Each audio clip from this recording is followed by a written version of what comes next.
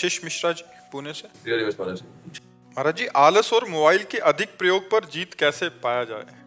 अब ये तो इसमें तो अपने को देखो, अभ्यास इसमें भी नींद, भोजन, बोलना और भोग, इनको आप जितना चाहो बढ़ा सकते हो, जितना चाहो घटा सकते हो। भोजन को थोड़ा थोड़ा कम करते जाओ तो जो आदमी 35 रोटी खा सकता था वो 1.5 रोटी पे जीवन व्यतीत कर रहा है और स्वस्थ है। 35 जब साधना में तो 1.5 रोटी पे अब जीवित है और 35 रोटी पाने वाला। भोजन कम किया गया। जो 7 घंटे 8 घंटे सो सकता है और 3 घंटे में अपने आप को 24 घंटे में 3 घंटे सोकर पूरा काम चला लेता है। बोलने का अभ्यास बहुत होता है, मौन रखना बहुत कठिन होता है। कम बोलो, कम सो, कम खाओ और भजन करो तो आलस से खत्म हो जाएगा। और जब भजन में रुचि होगी तो मोबाइल में क्या देखे, सब झूठी बातें हैं। कोई सीरियल है, कोई सिनेमा है, कोई नौटंकी, सब झूठी बातें। क्या देखना है उसमें? केवल समय नष्ट करना। और इतना सामग्री मोबाइल में है कि अगर 24 घंटा लगे रहो तो लगे रहो। फेसबुक है और कौन, हाँ इंस्टाग्राम, जो क्या, हाँ ये सब इसी में लगे रहो, इसी में। पहले मैं चलाता था फोन बहुत, बाद में मैंने आपका चैनल सब्सक्राइब किया। जब भी बोलता हूँ चैनल हो तो पूरे फोन में सिर्फ आप ही आते थे 24 घंटे। हाँ, अगर सत्संग सुनोगे तो बुद्धि शुद्ध रहेगी।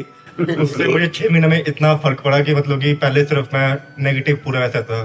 कश्मीर मेरी पोस्टिंग है बैंक में जी, वहाँ रहना मतलब कि अकेले कश्मीर में वैसा माहौल भी नहीं है वहाँ, मतलब कि रहना वैसे। अब सिर्फ राधा नाम सुबह सुबह लो, उसका आपने कहा चतुरार्थी जी पढ़ो, वो पढ़ो, फिर सब करो। मतलब कि अपने बुक बोलती साधक संजीवनी, वो पढ़ो। उससे मतलब कि इतना थोड़ा पॉजिटिव होता है फिर कि बस जो है बस यही है। बहुत सुंदर, बहुत सुंदर। महाराज ऐसा होता है कि जैसे आपका रील देखते कोई, ठीक है, तो फिर एकदम उत्साह होता है कि अब इस सुबह 4 बजे उठेंगे। 4 बजे का अलार्म भी लगा दूंगा मैं, और इतना घंटा मतलब माला करना है, मोबाइल सिर्फ आधा घंटा यूज करना है, वरना स्विच ऑफ करके रख दूंगा।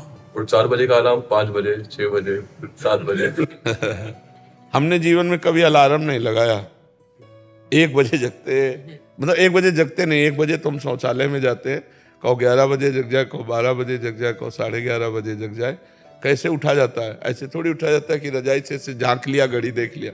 पहला काम रजाई फेंको, पहला काम रजाई को फेंको और उठ के बैठ जाओ। और अगर झपकी आने लगे तो उतर के खड़े हो जाओ, टहलो, पानी पियो, शौच स्नान करो, फिर अपने साधन में लग जाओ। अलार्म थोड़ी उठाता है। अब और हम कह रहे हैं कि आप संकल्प करके लेटो कि मैं 3:30 बजे उठूं, तो आप देखोगे आपकी आंख खुलेगी और घड़ी में देखोगे 3:30 बजे। वो परमात्मा आपके संकल्प की पूर्ति करे। कभी घड़ी और अलार्म ये सब करो, अपने समय से उठ जाओ। अभ्यास से ऐसा हो जाता है। तो इसके लिए थोड़ा मेहनत करनी पड़ेगी कि अब जैसे अलार्म बजा, सुना तो तुरंत उठ जाओ, एकदम उठ जाओ, बिल्कुल आलस्य मत करो। ऐसा करो, पहले बिस्तर से हटो, रजाई फेंक दिया, बाहर हो गए, और फिर एकदम मुंह आदि धो करके फिर नाम जप करने लगो, जो अपनी दिनचर्या में लग जाओ। 4 बजे तो बहुत कम है, 4 बजे तो यहाँ सत्संग शुरू होता है। लोग रोड में रात्रि में कैसे खड़े रहते हैं, तो पूरी रात भर लोग खड़े रहते हैं। तो हमें लगता है अगर हम अभ्यास करें तो हो सकता है, ठीक है। और मोबाइल का हम ये नहीं कह रहे कि आप बिल्कुल घंटा आध घंटा नियम रखें, हर समय मोबाइले में चिपना। आजकल तो ऐसे लोग कि गाड़ी भी चला रहे हैं तो मोबाइल का प्रयोग कर रहे, मरोगे और मारोगे। गाड़ी चलाते समय मोबाइल का बिल्कुल प्रयोग नहीं करना चाहिए।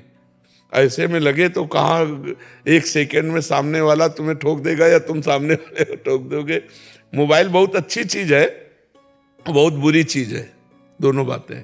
अच्छी चीज है कि आप अच्छे उसमें से चैप्टर ले सकते हो, प्रसंग ले सकते हो, समय पर आप किसी को फोन कर सकते हो। बचाव पक्ष में बहुत है और फंसाव पक्ष में भी बहुत है। तो इसलिए विवेक का प्रयोग करो, अच्छा ग्रहण करो, बुरा का त्याग कर दो। अभ्यास युक्त रहो जिससे आपकी नींद आदि नियत समय पर हो जाए। कै बजे सोते हो? जब आप उठते हैं। जब आप उठते हैं तब से। वैसे तो भले आदमी 5-6 बजे भी उठ जाते हैं, कोई तो 11 बजे तक सोते हैं। तो कोई 2:30 बजे उठने वाले भी बड़े हैं जी, दोपहर को 2:30 बजे उठने। तो फिर नहा धो के खा के फिर सो जाए।